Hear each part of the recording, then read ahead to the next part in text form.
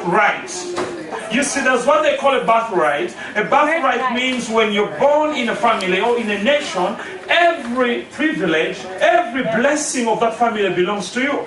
So when you give your life to Christ, the Bible says you receive the birthright. You receive the right to become a child of God. I love verse 13.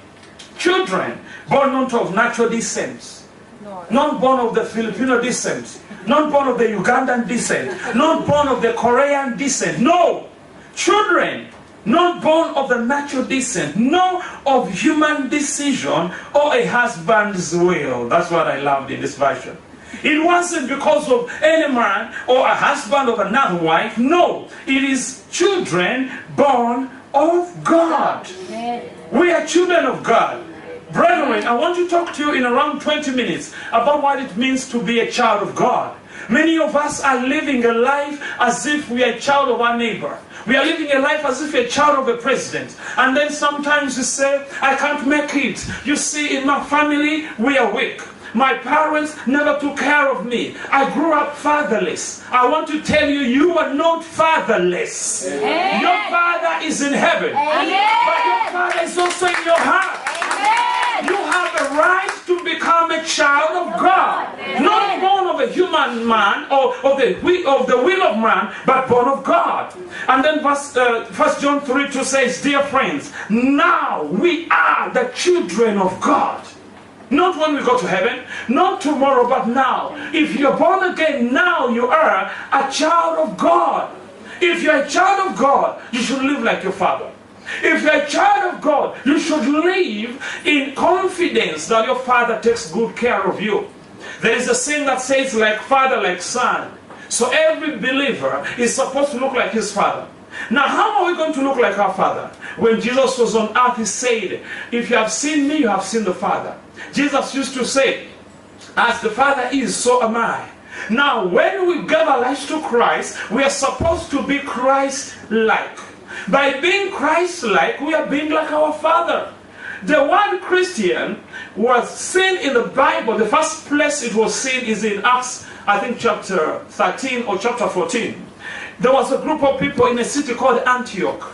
These people were together. They had the love. They were seeing miracles. They were living in victory. And everyone looked at them and they said, these people are like Christ.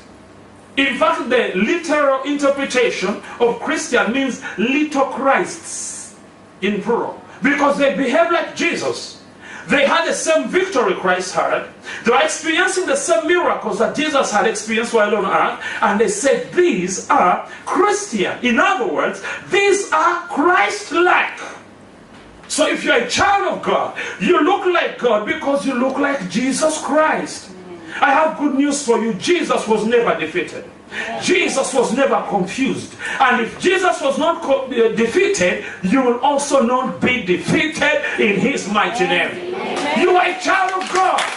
You are a child of God. You have to change your attitude, change your mentality. You are a son of God. The Bible says, as many, he came to his own. When Christ was born, we know he was born in Bethlehem. We know he grew up in Nazareth. We know he went to Galilee. When he was 30 years old and he came to preach, the first statement they said, isn't this the son of Joseph? Isn't his mother and brothers and sisters here with us? And they did not believe what he said. So they stumbled at him and Jesus went away. That is what it means he came to his own. He first preached to his own countrymen. He first went to the city where he was born, to the city where he grew up. He thought maybe they will understand that I'm Christ, but they said, no, we know you, we know where you come from, we know your father, he's just a carpenter. And they looked down upon him. And Jesus left them. And he said, from today I'm going to go to the other city. He goes to Capernaum, he went everywhere, until he reached Uganda, Kampala. Yes, because I'm here. He reached right where I was and he saved me. He came to where you were and he saved you. You are a son of God. Yeah. I'm sorry some of you are daughters, but the Bible doesn't say daughters of God. You are all sons of God. Yeah. It is talking about you belong to Jesus. Jesus, God, is your Father. If we are to conform to the character of Jesus, the devil will never come near us. One time Jesus entered the synagogue, and the moment he came, the demons told him, "Leave us alone. We know who you are. You are Jesus Christ, the Son of the living God." Imagine, even demons could recognize him. They could see something different about him. They could see him and know this was not the son of Joseph.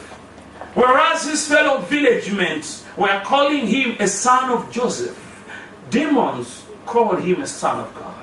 Let me prophesy to you, whatever has been hindering you is going to declare that you are truly a son of God as you see victory in your life.